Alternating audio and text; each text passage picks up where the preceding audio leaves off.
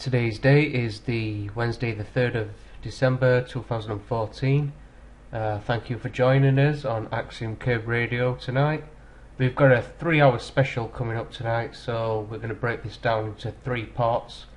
We've also going to be joined with Albert Burgess from the English Constitution Group, and also Dave Witcher, a new guest. He's from, done a lot of work with getoutofdebtfree.org. If you've not checked that site out, I recommend you have a quick look when you get a moment. It's really interesting stuff. So let's start tonight's show. Yeah. Hello. Hello. Hello, Dave. Hello, mate. How are you? I'm doing very good. And yourself? Yeah, man. Yeah, not too bad. Not too bad. Yeah, I weren't too sure whether you were on Skype or I've got that many programs running. I had to sacrifice one just to get you on Facebook. That's it. Happy days. There's a few of us in this call, yeah? Yeah, we've got there's 3 in yourself at the minute. There will be a few more joining us. We've got Andy, Solo Andy, and Bob from Canada. Oh, happy days. Yeah, how you doing? I'm Spock from Canada. Hi there, Bob. How you doing, young man? Doing good, thanks. Good. All right, Dave. Who's that? It's Andy. All right, mate? How you doing, mate? You alright? Yeah, not too bad. Not too bad. How's going with the bits and pieces? I know you're looking into. I caught one of your videos on Facebook the other day about the old dodgy court orders and liability orders from the council. Yeah. Oh yeah, we've blown them out of the water a long time ago.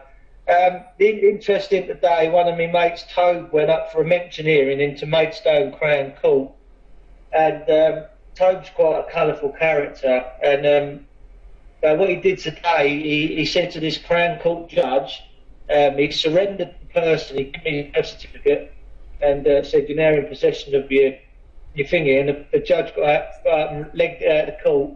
And Toby claimed, he said, I'm the highest sovereign in the court, our case dismissed. But I think he's going to get his collar felt, because that's normally what happens. They just send out an arrest warrant and they can't get you. Yeah, they just dismiss it. They just we should dismiss it permanently, but discharge it. But they just don't. It just don't hit them, does it? You know, they just carry it regardless. It's like the compartmentalisation takes over, doesn't it? You know. I've come to the conclusion that we're ruled by the mob, and they've got into our law society and our law courts. It's just mob rule, you know. So when you're dealing with a mob, you take what the mob dish out. And I watched a film about a year ago. It was a Johnny Depp film, and it was about. He was doing a lot of bank robberies and shooting people, and there was his wallets that go flying left, right, and centre. And right at the end of the film, he was stumbling across hard times, and the old Bill were getting their way with him, and they were shooting all of his friends, and they were dying. And he went and tried to seek sanctuary with some of the mobsters, like the proper gang leaders, and they've turned around and they said, no, we're not doing business like that no more. We've worked out it's easier to take people's money by just selling them insurance policies, and you've got in the background a group of people all on phones, all these mobsters selling all stuff over the phones, and that's what we're at now. The mob, that's how the mob operate now. Yeah, well, you know, it was written by I don't care what they get up to. That's up to them. You know, they have to answer to their. My calling is just really. I just like people to be happy and be free. You know. Well. I done me up, to be honest. I done my own thing. At the end, I chucked the fucking, excuse my language, I chucked the towel in, I got rid of the car, got rid of the job. I said, you can have it. You want it? Then have it. Take it. I've had enough. Walk from it, Dave, you know? Yeah, so I sort of said that to the Chief Constable. I said, if they're all interested in his mugging us, then, you know, I'll sign it all over now, save you having to come down and beat me for it one day. What do you want to do? And it puts them, when you put them in hot coals, hot water, they tend to respect you, I think, because they know that you know what the game is. Yeah. It's it's the what, like you say, it's the white shoe brigade, isn't it? Oh yeah, I mean, I know that my time on this earth is for myself and my family. I ain't come here to make them loads of money and make them rich. Do you know what I mean? I tell you, that's it really. When I've been round the hoops, down the rabbit holes, Freeman on the land, you know, trust law and all that stuff, and I've kicked around, all around my mind. I've not really gone out there and done a lot with it, but I've done as much as I think I could do with it and that sort of thing. And I thought, you know what, at the end of the day, they're just going to bulldoze you. In actual fact, they may section you under the Mental Health Act and all the rest of this bollocks, you know. That one comes out. I tell you what, though, I've got friends that have been to the doctors, because the doctor, he's the one that books you into this world and books you out. They've got their evidence of life forms all signed and sorted, so I think that's what we've got to put the pressure on, is the doctor. We've got to tell the doctor that we're not this legal entity and we're not playing their games anymore. Yeah. I know 3 or 4 people that have been out and done it already and been successful. It's called an evidence of life form. You pay 20 quid and you get it all signed up. So they want you to wake up, really. I think the system.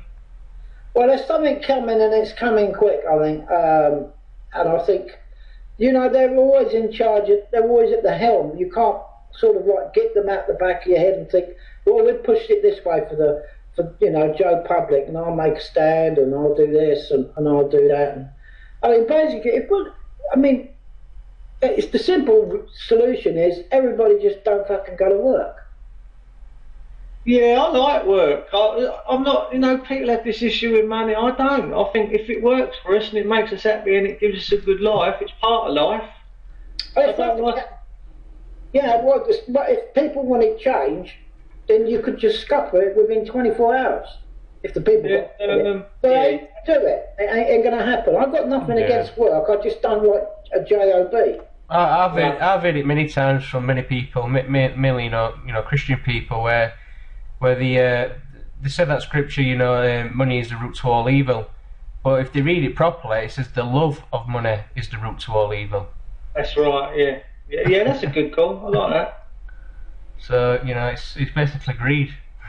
Yeah, I'm quite a spiritual man. I just think that when the system, I don't have a problem with the system if it benefits people, but when it's used as a weapon of war and a tool to keep us all dumbed down and in check, then I think that's time when the masses need to come together and make a change. I can see a massive. There's loads and loads and loads of people getting on it now. It's the quickening's happening. It's really taking shape now. Yeah, I think it may probably come down to like a revolution type thing, but it ain't. I can see the cannons on the street in London, the water cannons, all the rest of the bullshit. Yeah. I can see that. Boris is an idiot. My mate's in the Metropolitan Police. He's a Trojan. And he said to me, look, the thing with them water cannons, he said, if they ain't strapped up to a fire hydrant, he said, they last for about 20 seconds and they're out of juice. He said, out of water. He said, so, you what? Did he order 50,000 for him? 50,000 what? Were it 50,000 water cannons? Nah, not 50,000. But maybe, no, he's only got about 10 water cannons, I think. Oh, right. No, I thought they were talks were an order of 50,000 at one point. Nah, we'd be flooded. The island would disappear.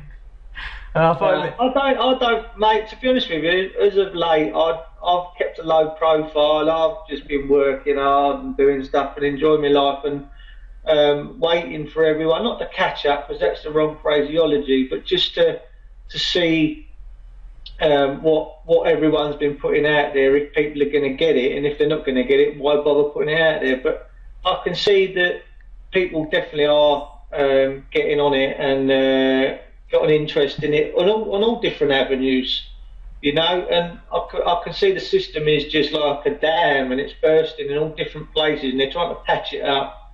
You had Michael Meacher, who's a politician, the other day in Parliament saying, well, the banks are out of control, they've got no one's monitoring them, they're just printing money, it's all hyperinflating, we need to get on this and stop the banks. And that for me is a major fundamental thing, because if we get, and he's saying we need to get back to sterling money where it's £10 sterling, £5 sterling, it works for us, as opposed to being this promise to pay.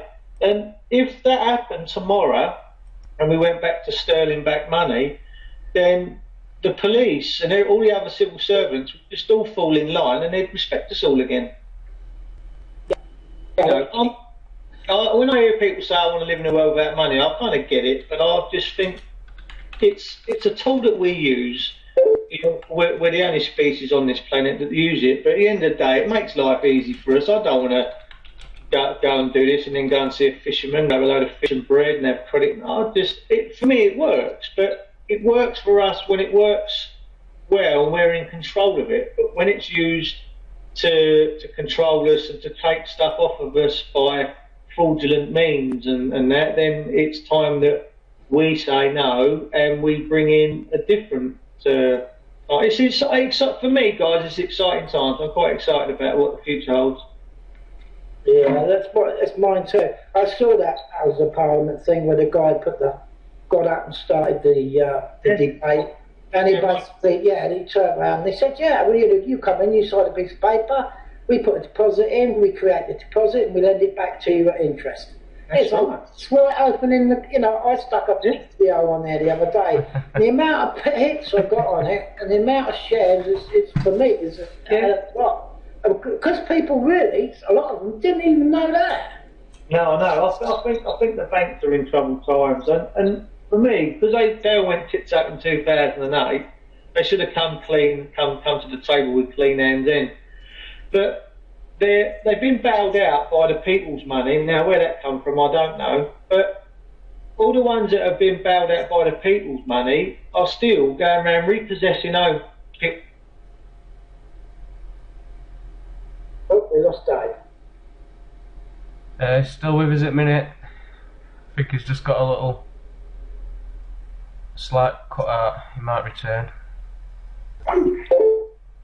No, he's gone. Lost his connection. Yeah, well, in meanwhile, we're going to bring Albert on. And we'll try and get Dave to return, if possible. Yeah. Yeah.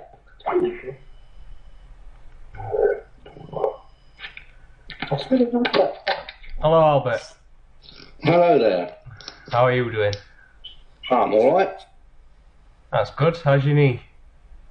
Not quite as painful as it has been. Alright. Is that due to rest or physio? Well, I've got to do physio, but they want me to go to the hospital 35 miles away, and I've said no, I can't do that. And so I've got a local hospital in Tame where I am, which has got a physiotherapy department, so I'm trying to organise it to get myself shifted there. I'm 35 mile away, Albert. Yeah, it's in High Wycombe. I live just outside Oxford. That's a fair old job, Albert. Yeah, it is, isn't it? There's no local hospital to you then that does that sort of thing? Well, yeah, there is. That's the point. There's one in Tame. It's a local hospital in Tame, which doesn't have a casualty or anything like that, and it's mainly for geriatric patients. But they do have a physiotherapy department there.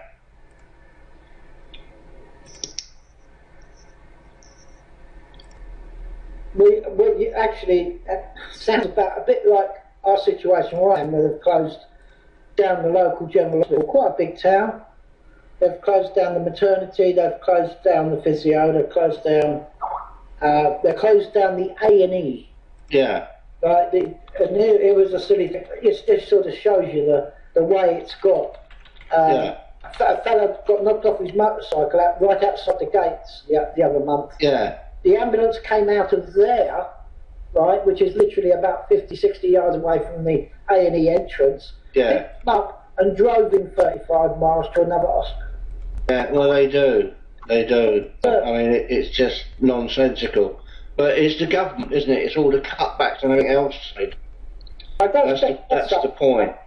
I don't expect they suffer the same consequences, do they? No, but I mean, I saw something on the internet the other day that government have decided they're not going to pay for dialysis. Yeah, I saw that, Albert, and well, I mean, that's tantamount to murder. Yeah. Isn't it? Yeah. I mean, that is seriously tantamount to murder.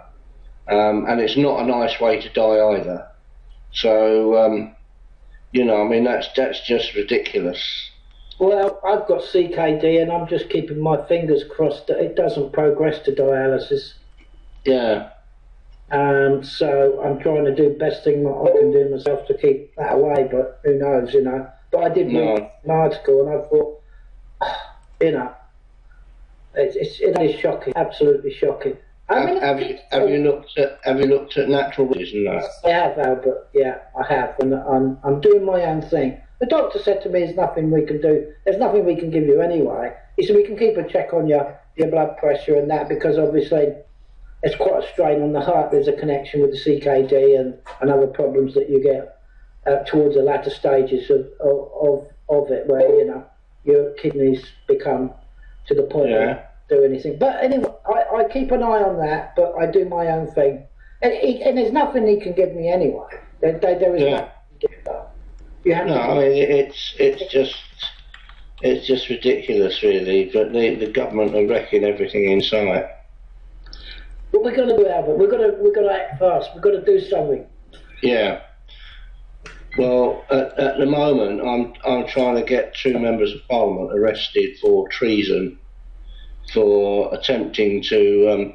I don't know if you saw Lord Pearson of Rannoch did a speech in the House of Lords over the murder of Lee Rigby.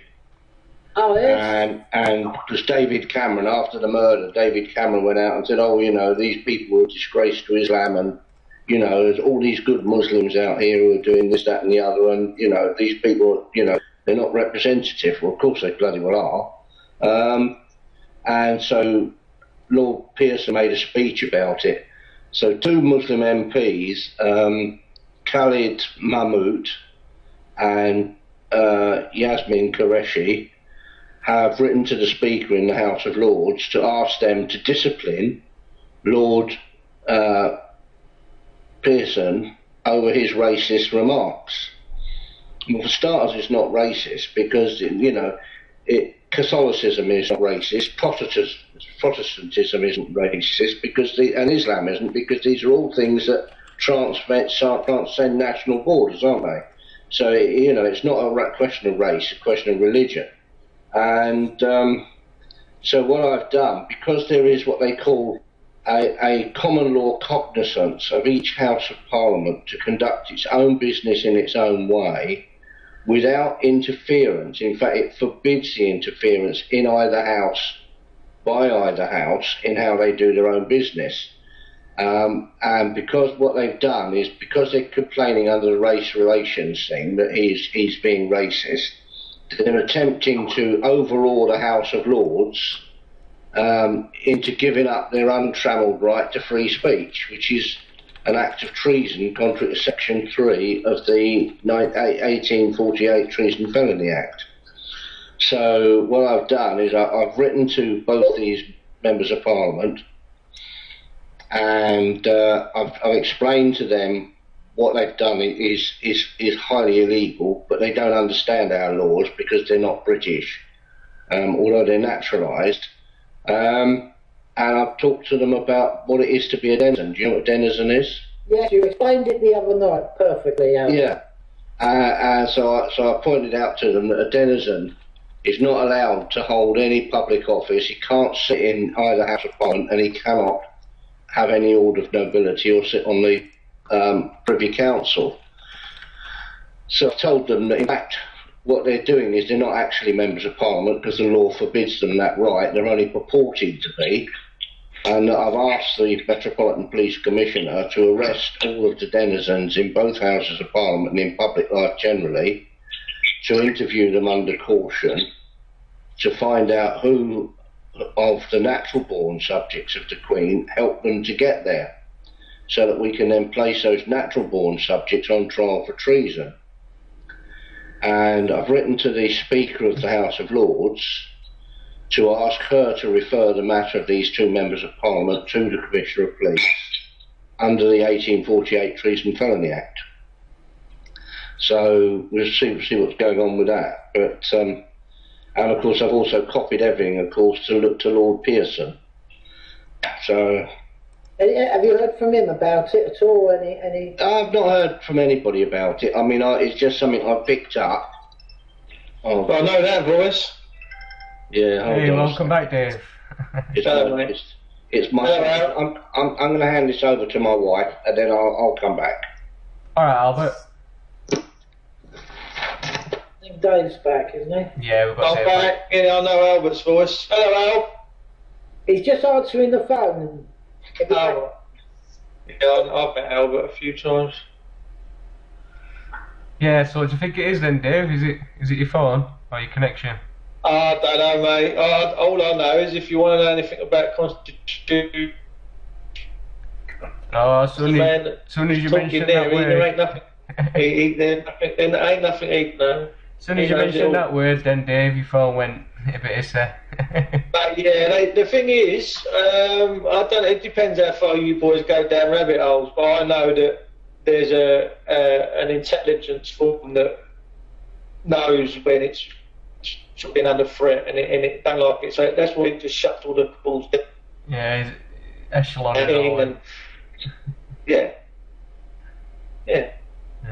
That's just my opinion. I don't know whether It makes sense, does it not? Pardon? It makes sense. Well, whenever I've been on calls and I've spoken to people about just everyday stuff, no problem. But as soon as you start picking out a few names and a few words and a few hot subjects, it all starts playing up a bit. You have to wonder what will go. I don't care, to be fair. I mean, my mate Toad, he's a rebel. I love him. He went into the Ministry of Defence in the Strand because he wanted to know why his server was connected to it, and he went strolling straight in the building and they locked it down. All the red lights were going and they couldn't work out how he got in the building. And he was asking all these funny questions. And when he come out, he phoned me. I said, mate, I'm surprised. I said, you're going to end up, you're going to go missing one day. I said, you can't do stuff like that, Toe. What are you doing? So, but his server, his phone was pinging out and going through the Ministry of Defence in the Strand. So, I mean, we're all watched, we're all monitored, and that goes for everyone's phone's watched and monitored. It doesn't matter who you are or what you're doing in this life. I watched a documentary quite recently, you might have seen it yourself, where it was showing you where people were driving around certain areas or walking and the phones were being attacked.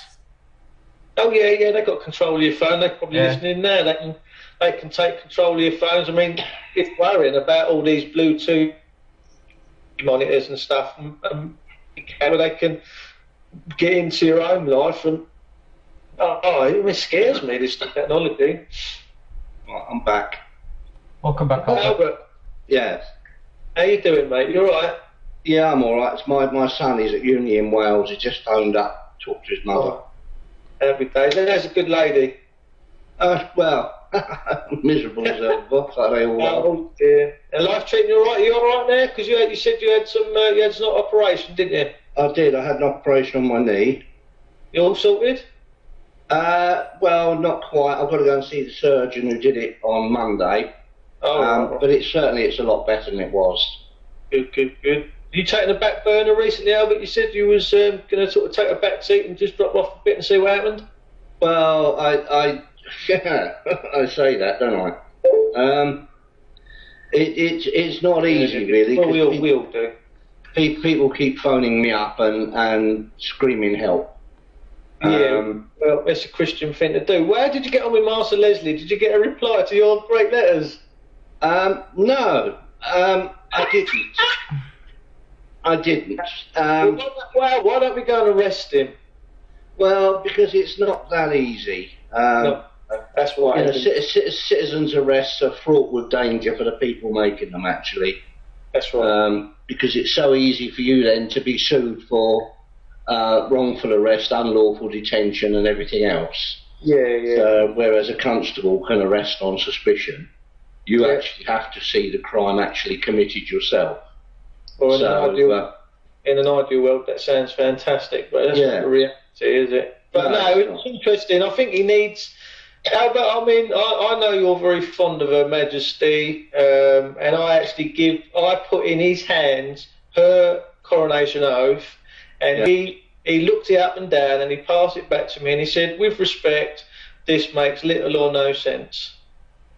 Well, then the man's a fool. But that's what he said, Albert, and I give it to him in the book of Royal Law. He said no, means nothing, and this was a senior master in Queen's Bench division. Well, the man is a fool because he took an oath of allegiance to the Queen. Well, that's it. And she took an oath to the people, and he has an absolute duty to support the Queen in keeping her oath. Whatever it takes. What do you think the reason? Why did he do that? I mean, I don't know many people that have actually done that, but I actually put that oath in his hands, and he looked it up and down. He swung back on his chair and flicked around with his glasses, and he passed it back and he said, "With respect, this makes little or no sense." Well, then he obviously shouldn't be where he is. Well, yeah, but then that's so much of the case, isn't it? I mean, for example. I put a Freedom of Information request into the House of Commons Library. And because two of their people, Lucinda Mayer and Una Gay, did a report on the royal prerogative, in which they said that it's very difficult to determine the extent of the prerogative. Well, I don't agree with that at all. Very easy to determine the extent of the prerogative. If the Queen does something which benefits the country and the people, then she's allowed to do that under the prerogative. If, however, what she does harms a single person, that's right, then in fact she's not allowed to do it, and it's illegal. So defining the prerogative is very easy. So something like the bedroom tax is usually it's illegal, and you can't use a prerogative to do it because it's harming a lot of people. So it's one of these things. Is it not based on? I wrote to them a Freedom of Information request because they said to me, "Oh well, we've only got a few books on the Constitution in the library." So I wrote back very quickly and I said to them, "Well, as you've only got few, it's not going to take you very long to compile me a list of books under a Freedom of Information request that you do have." Most of their books. They've got about 140 books altogether. I think we've lost Dave, Albert, again. What? We've lost Dave. Lost who? His connection's gone. Dave Woodshop. Dave, yeah. He's back. Okay. So basically, they've got about 140 books in their collection, which I've got a list of. Most of which are after 1973, so they're going to be full of European shite. Of the ones that are early, there are actually only 17 of them which are pre-1911 Parliament Act. So as the Parliament Act has actually changed the arrangements for Parliament and made them an unlawful assembly, it's only those 17 books which count. One of them, which is published in 1668, I think, is the oldest book that they have in the collection. And of course, I've ordered a facsimile copy, which should come to me any day. So, yeah.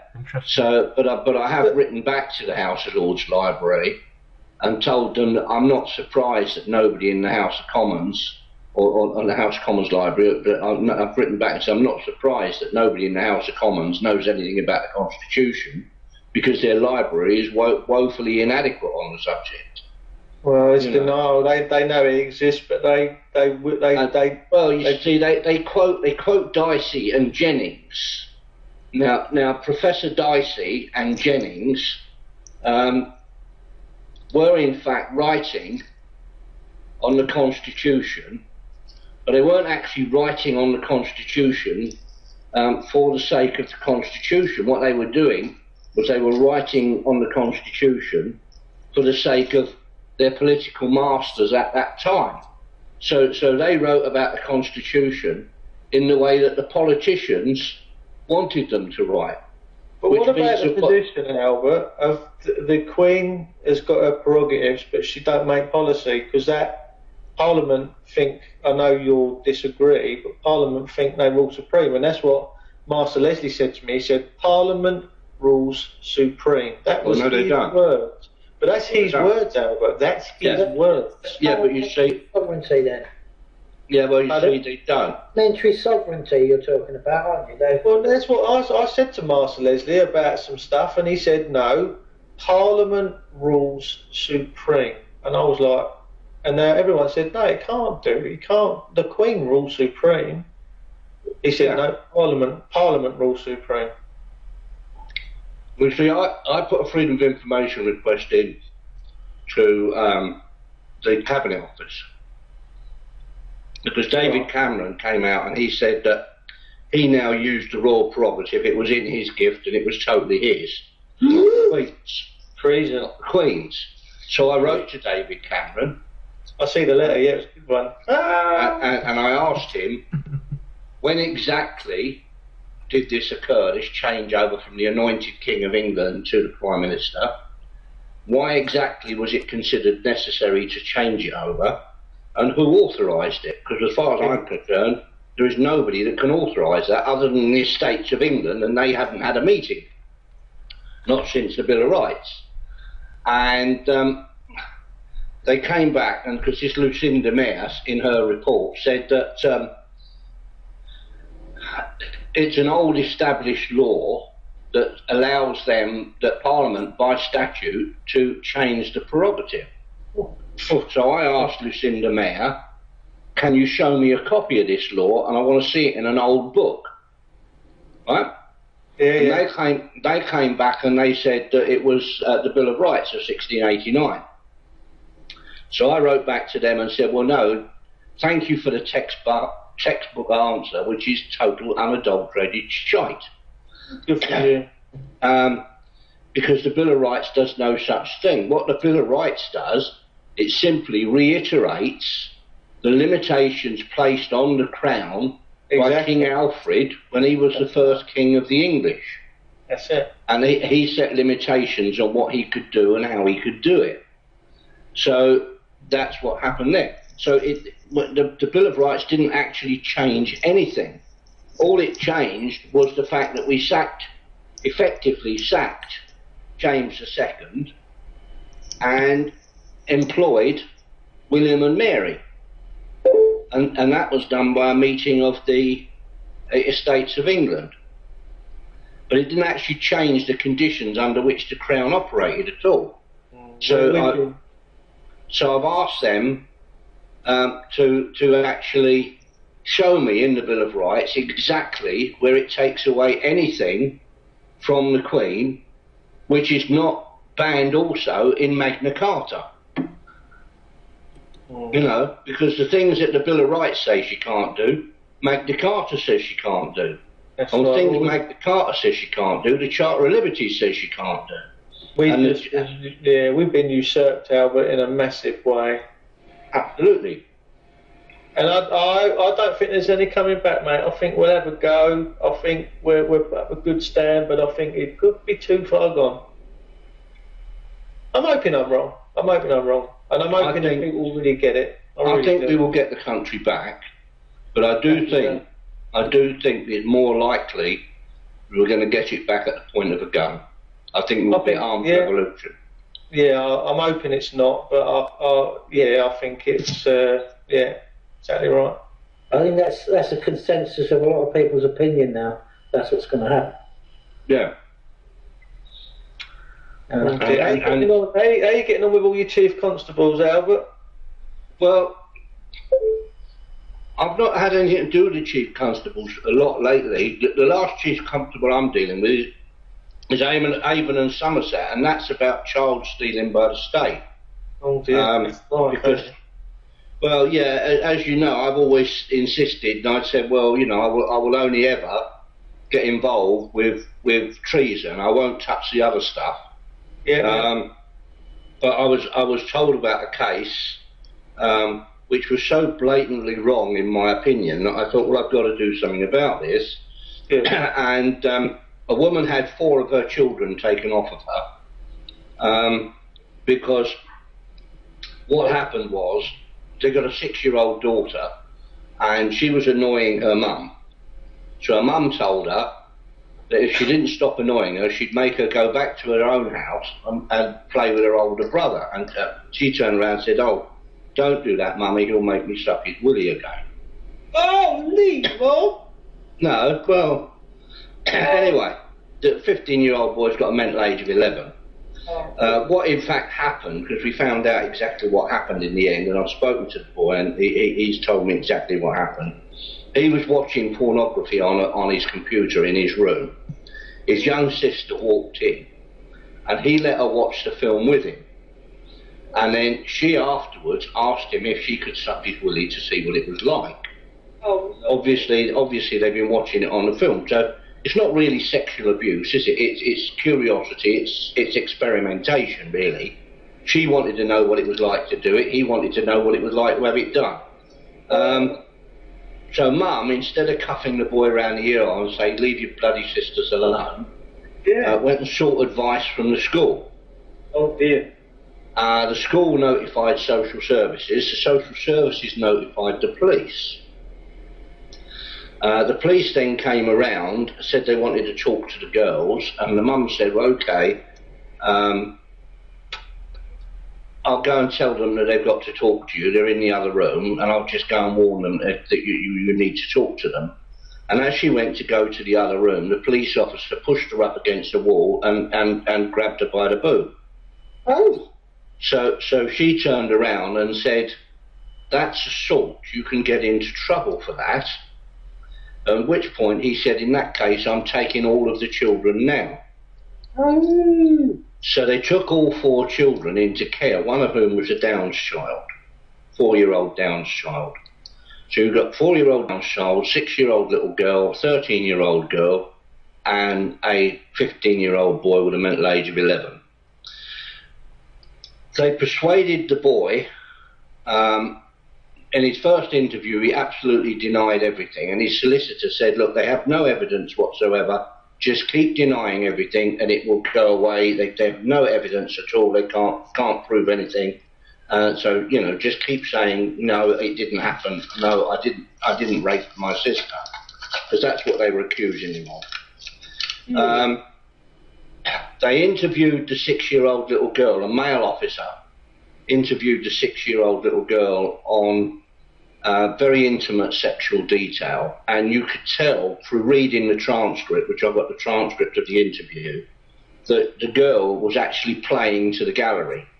She was enjoying it. She was now centre stage. Do you know what I mean? And she'd watched this film, so she knew about it, and she could describe what was happening, and so she did in lurid detail. But just reading the transcript, you can actually, without actually seeing the video of it, you can actually see that she's 100% playing to the gallery. Anyway, so they've then, but while she was there, she's actually said that her 13-year-old sister had also been doing things with her. So, yeah, so, and well, 13-year-olds, hormones are screaming like the clappers, aren't they? You know, it's all experimentation, really. The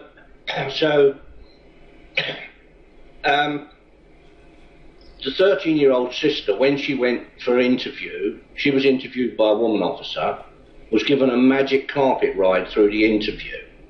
You know, and they said to her, "Oh, well, your young sister has made this allegation about you. Is it true?" And she said no. And they said, "Okay, well, now let's get back to your big brother, and we need to get a case against him."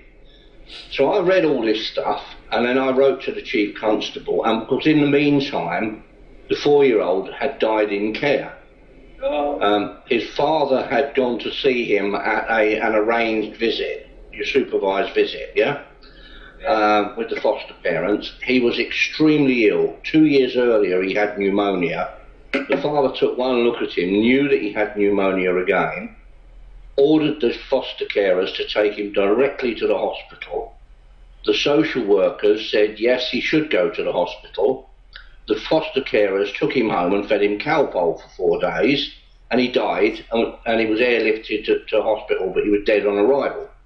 Oh, no. So they called it natural. They called it natural causes at the inquest. So I wrote to the chief constable, and I said to him, look, this is who I am, and I explained about my police career and everything else. And I explained to him that I was a fully trained and experienced highly experienced police officer who'd been involved in 3 murder inquiries and worked major red light districts and everything else, with a very, very good arrest record, and an even better bloody conviction record, I have to say. Never lost a case in court. And so I explained all this to him, and then said that as a trained, experienced police officer, I had read all of the case papers, and it was patently obvious to me that the doctor in the case, the paediatrician who'd examined the 6-year-old little girl, had told the police, and it says it in the paperwork, that she could not deal with the boy's problems unless he was in prison. And from that moment on, it's patently obvious that these 2 police officers, actually 3 police officers, I didn't know about the other one at the time, had done everything they could to put the boy in prison, which meant ignoring evidence which would have not put him in prison, and actually inventing stuff that would. And he was actually persuaded to admit to 5 counts of anal rape of his little sister. There is no medical evidence of that whatsoever. In fact, the consultant paediatrician actually says that the best evidence that it happened is that the girl said it happened. Well, you know, I mean, that's bullshit. So what I did was I asked the chief constable if he would investigate, and I said to him, I'm not making a formal allegation here against the police, because I am a police officer, and I would like to see that the police force sort this out themselves without being dragged kicking and screaming into it. But I would like you to investigate the doctor and the police officers in the case for a conspiracy to pervert the course of justice. And I would like you to investigate the foster parents and the social worker in the case for manslaughter by gross neglect. What? Yes, of the 4-year-old little boy. Well, yeah. Because they were told to take him to the hospital because he was very ill. I've seen photographs of the little boy. He looked extremely ill. I would not have hesitated. He would have been straight in the car and straight down A&E if I'd seen him, right? And so I said to the chief constable, this is what would like to happen. Got a very nice letter back telling me that he had read the stuff and had forwarded it on to his professional standards for them to review it. Got a very nice letter from professional standards telling me after about 10 days that they had now reviewed the case and had appointed a detective chief inspector from the criminal investigation department to carry out an inquiry. Then I got a letter from a detective sergeant saying that he had completed his review of the case and that he was in fact referring it to a different chief inspector to find out what they were going to do about what police action was. And then the last thing that I heard was that the police themselves had recorded it as a formal allegation against the police and have now started a full inquiry into the behaviour of their officers, and they themselves found a 3rd officer which I didn't know existed. They themselves picked up the 3rd officer and added him to the complaint, and they should be investigating the foster parents and the social worker for manslaughter by gross neglect. So that's the result, isn't it, really? Yeah, that's why used in policy and used in diplomacy. Well, it's because I was being diplomatic, because I said, look, I'd rather, as a police officer, I don't like to see policemen dragged kicking and screaming into doing the right thing. I think you should be given the chance to do this yourself. And I said, I'm not submitting this as a formal allegation to you, though the mother may use this as a basis of a formal allegation at a later date. So basically, that's what's happened. So that was quite a result. And that's still going on now, but the 15-year-old boy is now 17 and is in prison, and he was given 5 years for each of the anal rape. So at 15 he was sentenced to 25 years in prison. Oh dear. Yes. It's a bit of a sick because he was advised by the social worker and his new solicitor that if he admitted to the offence of the anal rape, it would be dealt with leniently and he would be allowed to go home and live with his mum, and they would sort him out with home counselling. Yeah, so he said, okay, I'll do that, and he admitted to it, went to court, they told him that he'd admitted it, and the judge in the family division court, not a proper trial or anything like that with a jury, which it should have been, or at least in the juvenile court, the judge simply gave him 5 times 5 years. Yeah, well, the thing for me, Albert, the courts are corrupt. They're run by the mob, really, and juries are scared. I've seen juries. They're scared. They're scared of the judge. The judge says, "Oh, you see that? Yeah, that's because they're not properly briefed, isn't it? You know." I mean, I was at a case at I think it was Southwark Crown Court. A woman had set fire to her husband while he was asleep. Or she set fire to the house with him asleep in it, to be more precise. And I found her on my way home off duty, and first of all I thought drunk again, and then I thought no, she looked ill, so I went back. Said to her, are you okay? And she sort of looked at me, and I said to her, you all right, darling? And she was sat there in a shop doorway at 2:30 in the morning with a milk bottle which was full of what looked like water in it, but I wasn't going to try it and find out, and 2 tablet bottles on her lap, one of which was completely empty and the other one which was open. And I was thinking attempted suicide and a place of safety arrest. And I said to her, are you okay, darling? And she looked at me and didn't say anything again. So I opened up my jacket to show a uniform underneath, and I said, look, I'm a police officer, darling, are you all right? And she said to me, I've just set fire to my husband, and I've got this ability to ask stupid questions. And so I said, oh really, darling, and why did you do that? And she said, he beat me and he kicked me and he won't do that again. So I'm thinking to myself, well, the woman's obviously crazy, when 2 fire engines went whipping down me and down the road that she lived in. So I walked the 10 feet to the corner, and her house had 60 or 70 feet of flame coming out of the roof. And fortunately they had fire alarms, so that when the fire started to take hold, it woke her husband and her daughter up. She didn't even know her daughter was there, because her daughter was planning to spend the night with a friend, but changed her mind and came home without telling anybody she'd come home. So, but they managed to get out of the house, and so we were in the courtroom, and her barrister said to me, you didn't arrest my client, officer. And I said, no, I didn't, because I'd taken her down in my car and I handed over to a policewoman, because I thought it's much better if she's a woman for another woman to deal with her. How wrong can you be? Because the other woman just said, what's your name? She said, Kathleen Murphy. She said, well, I'm arresting you for asking with intent to endanger life. Not why did you do it or anything like that, which you're supposed to. And I said, no, I didn't. And he said, why not? And he said, my client told you that she'd set fire to her husband. I said, yes, she did.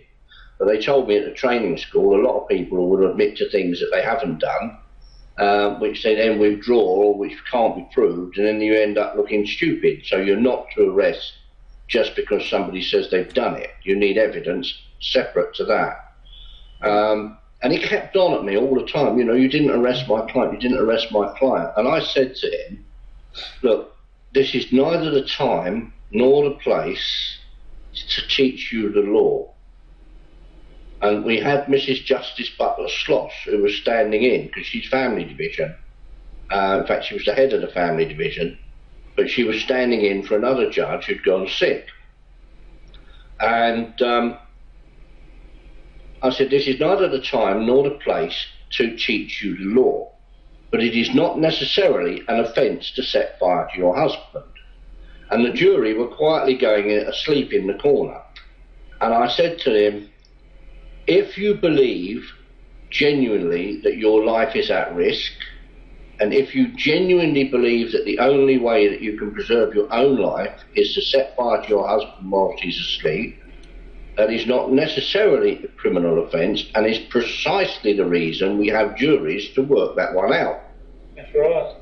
And it was like magic. You can imagine, you've got 12 people all slumped in their chairs, quietly going to sleep, and all of a sudden it was like they all had a lump of rope tied to their heads, and they all dragged straight upwards. Yeah, and then they all sat bolt upwards, because I'd given them a purpose in life. That's right. It's your job to actually sort this out, you know. Yeah. You're the people that've got to do it. Well, if you go in a court now, Albert, and watch a jury, you watch them, the judge directs them, he tells them to go out, come in. Well, and if I was in a jury like that, I'd say to the judge, look, with respect, bog off. Well, yeah. I can't do that. But Albert, no one, well, not many people are brave enough to do that. It needs to happen, sure. Yeah. But anyway, 14 police officers gave evidence against Mrs. Murphy. The Fire Brigade Forensic Department gave evidence against her. The Metropolitan Police Forensic people gave evidence against her. She stood in the dock and admitted what she had done, and the jury found her not guilty. Yeah, because it was like compassionate, really, and he'd probably been beating her and doing all sorts of things. Yeah, and she was sort of stood in the dock when the foreman of the jury said not guilty, and you could see on her face that she thought she was going to prison. Yeah, you know, she thought she was going to prison. Then, how long ago was that, Albert? This was quite a few years back. And then one of her friends, a woman friend, came galloping across the court into the dock, grabbed her up in a big cuddle and dragged her out the dock and said, come on, we're going home. And they took her back to stay with them. You know what I mean? Well, let's hope and pray we can get back to them kind of days, eh? Yeah. But Mrs. Butler Sloss was sort of kept looking over the tops of her glasses at me as I was talking to this barrister, as I say, what the fuck have I got here? Yeah.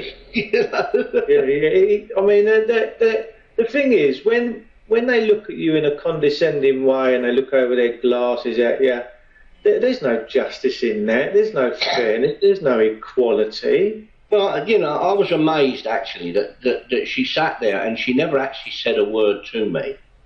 I was absolutely amazed that she just sat there and she just listened to the whole thing.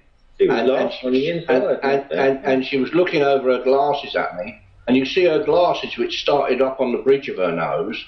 Every time I was questioned by this barrister, I'd say something different. Her glasses would move right the way down until they were stuck right on the tip of her nose, and she was looking over the top of them. Where do these people come from, Albert? Where do these judges? Where do they all? Where do they? Well, you see, they're barristers, aren't they? Until recently, you had to be a barrister. Until recently, you had to be a barrister, and you had to be a QC. And then Tony Blair came along, and he decided he was going to allow solicitors to be barristers, to be judges. And then we've got a couple of judges now who are actually teaching the law in university, but have never actually practiced the law. And they've been appointed as judges. So, you know, realistically, the system is going tits up really big time, and it needs sorting out. We've got people like Judge Mumby, who I think is a good judge. Mumby's good, yeah. And I actually quite like Lord Sullivan. I don't know. Lord Sullivan was the guy who, when the Home Secretary ordered the Muslims to be held under house arrest, and they applied under the Human Rights Act to be let out, and on the grounds that they had never been proved, they'd never had any case against them proved, and they were just being locked up because the Home Secretary said so. And Lord Sullivan actually agreed with them, and under the Human Rights Act, and ordered their release. Now, what the Home Secretary actually did, he'd ordered that they be held up under house arrest for 18 hours a day, and they couldn't have phones, they couldn't have computers, they couldn't have televisions. And so when that was turned over by Lord Sullivan, the Home Secretary then just changed it from 18 hours a day under house arrest to 14 hours a day. And I wrote to Lord Sullivan and I said to him, well, with respect, if I was standing where you are, and the Home Secretary did that to me, I would consider that a major contempt of my court ruling. I had ordered them to be released, and all he has done is shorten the amount of time that he's holding them, which is not what you ordered. And I would actually have him in, and I would throw him in jail for contempt of court, Home Secretary or not. And I said to him, but what I'm actually writing to you about is that when you hear a case under the Human Rights Act, I would like to see English judges actually throw it back to the prosecuting people and say, present this case under the Bill of Rights of 1689 or Magna Carta, because Fantastic. English law will produce exactly the same effect. And I pointed to that, no, we got the Bill of Rights. So I then explained to him how the Bill of Rights came into being. There was a meeting of the Estates of England who actually officially basically sacked King James and hired King William and Queen Mary. And I explained to him how this all came about. And I said to him that I sent him a copy of my book, and I said to him that he might find it interesting, but I would like to see in future judges actually saying to the prosecuting authority, no, I'm not going to deal with this under the Human Rights Act. I will deal with it under the Bill of Rights or Magna Carta. And I got a very nice letter back from him, actually signed by him himself, in which he said that I had given him a considerable amount to think about, and he was thanking me for the book, which he said he was going to read, but I'd given him a considerable amount to think about. Brilliant.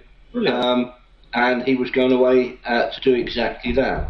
And we need to win their hearts and minds, Albert, don't we? And what I did was I sent every High Court judge in the country a copy of my book with a covering letter. Something like 120 judges at the time. And I thought, well, I'm not going to send them all at £1.20 on individual bloody letters. So what I did was I made a parcel. I put each book with its covering letter in an envelope addressed to a judge, and then I parcelled the whole bloody lot up, and it cost me £7 to send the whole lot as a parcel to the post room at the Royal Courts of Justice. And then the Royal Courts of Justice opened the parcel and then just took all the envelopes out and just put them in the various judges' trays.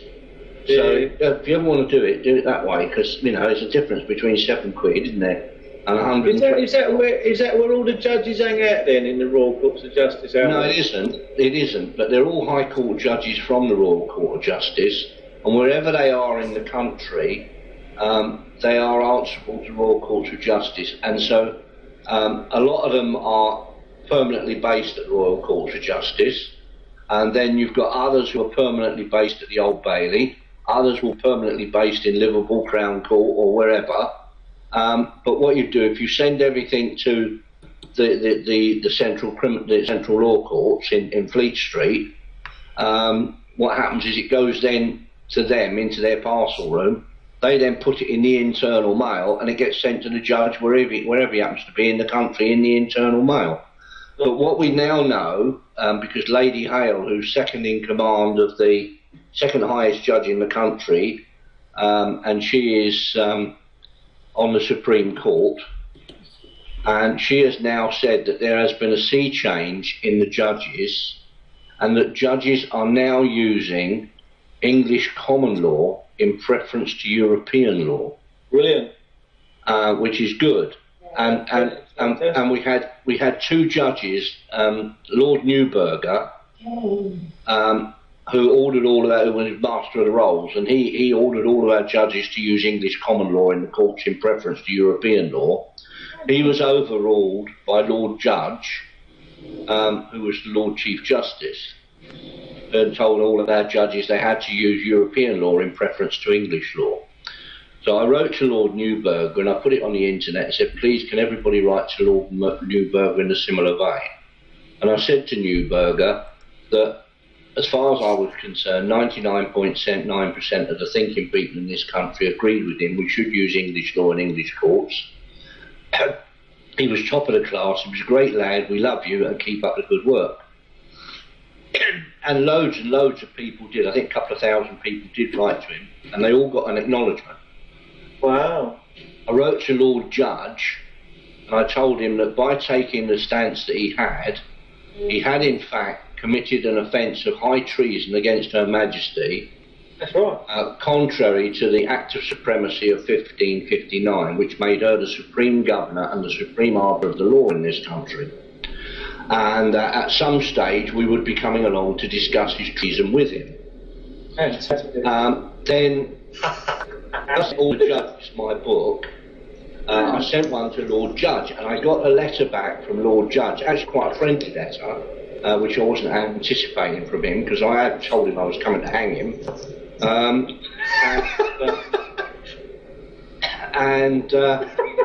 He came back and he said he'd read the book with a considerable interest.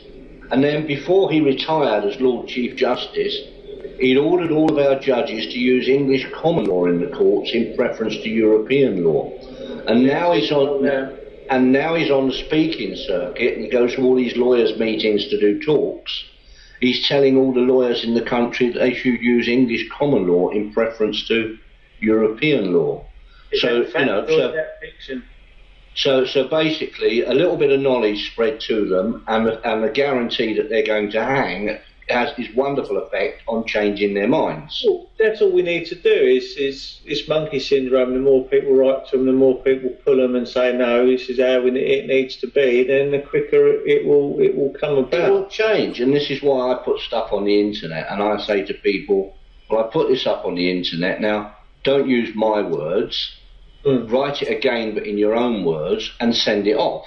Or alternatively, just download and print my one and put a covering note with it and saying, we agree 100% with it, so you do what you've been told to do in this letter because we agree with it. And then sign it, put your own name on it, sign it with your own name and address. No good sending stuff in anonymously, because people won't take any notice of that. If you can be identified from it, it shows that you're not frightened of being picked up.